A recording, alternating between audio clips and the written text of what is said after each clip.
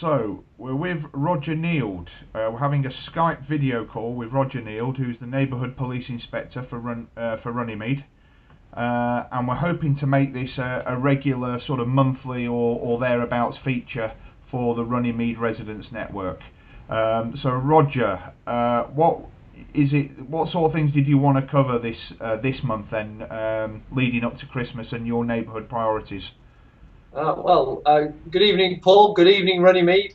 And the sort of stuff just before Christmas that really, frustrates me is, people becoming victims of crime, burglary, and if the weather falls in, it's about looking after neighbours and so on. So it's that sort of pre-Christmas concern that you don't want anybody to lose their presents just before Christmas and have to try and either recover them or claim off the insurance. It's always a bad thing. So anything we can do to make people a bit safer, we will. Right. And what sort of advice would you give people then to make themselves less vulnerable, let's say? Right. Well, if you're out shopping, for starters, make sure you keep your purse or your wallet in an inside pocket or your handbag with a long strap over your shoulder and under your arm, so people can't snatch it away from you. I know that there's a big burglary drive at the moment from Surrey Police. So what about some of the things that might affect local residents? Right. If we're talking about burglary, the first thing people can do is, if you find something suspicious, tell us. Ring 101, the new non-emergency number, and say that you found the side gate of your house open in the morning. It might be that somebody's been scouting around there or has used your garden to get to another house to cause a burglary.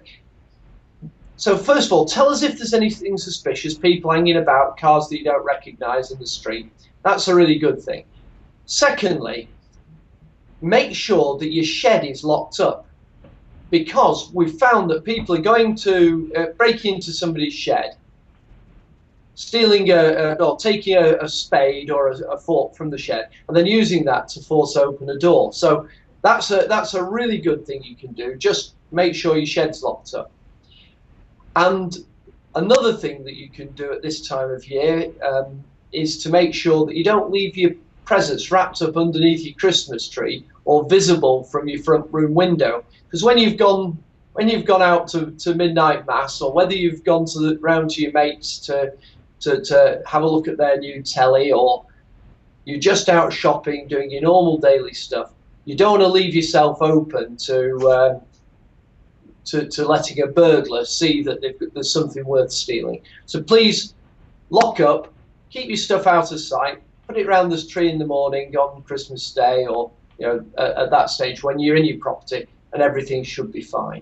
Brilliant, brilliant. Now, so we've covered some of the sort of negative stuff that's that's going on in the community. Now, what about some of the positive stuff? Because I saw on the Residents Network there about that puppy dog that was stolen in Egham, was it, or somewhere around there?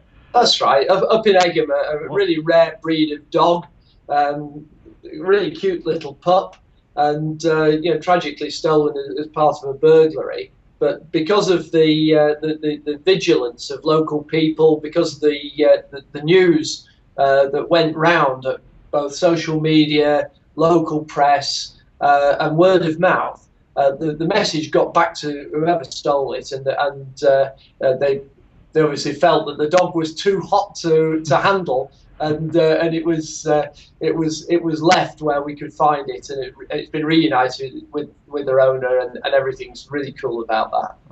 That's good news. Now also running. The other thing, sorry to cut across you, Paul. One of the other things I'd say is, let's extend that neighbourliness and care for the community over Christmas, particularly if the weather gets cold, and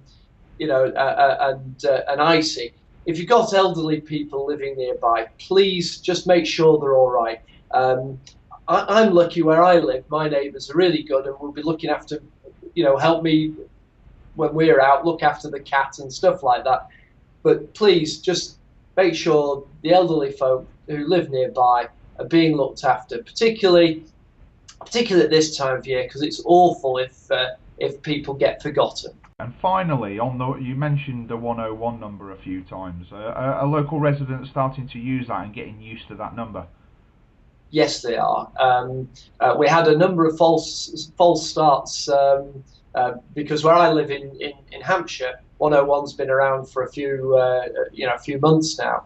But very quickly, people have got onto the idea that it's easier to ring 101 than to look up a more complicated 0845 or a local number. So it takes you straight to where we are, and you get a better answer. You get a better response, I think, through using that.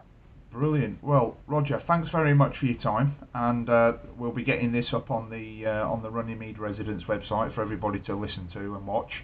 And hopefully you'll agree to do this on a regular basis. Yes, and I'm also really happy. I would be really happy to get feedback from real residents, real people out there. They can ask, they can ask questions, through the web blog. Ask any question of about policing in Runnymede. I'll try and give a sensible answer. That's brilliant. That's brilliant. And what I'll do is I'll make sure I overlay your Twitter, because I know you're a bit of a prolific tweeter. So we'll put that on there so people can start following you on Twitter as well. Thanks. Can I just take this opportunity just before Christmas, because I'm off duty now for a couple of days because my daughter's getting married. Oh, congratulations! Thank you. But I hope that that it's not too early for me to wish everybody a really safe and Merry Christmas. Yeah. And no doubt using the blog, people get back in touch with us before the new year. But Merry Christmas, everyone. Yeah, and you too, Roger, and I hope all goes well at the wedding. I'm sure you're going to have a great time. Yeah, I'm worried about the speech, old boy. Excellent. Okay, thanks, Roger. Cheers, Paul.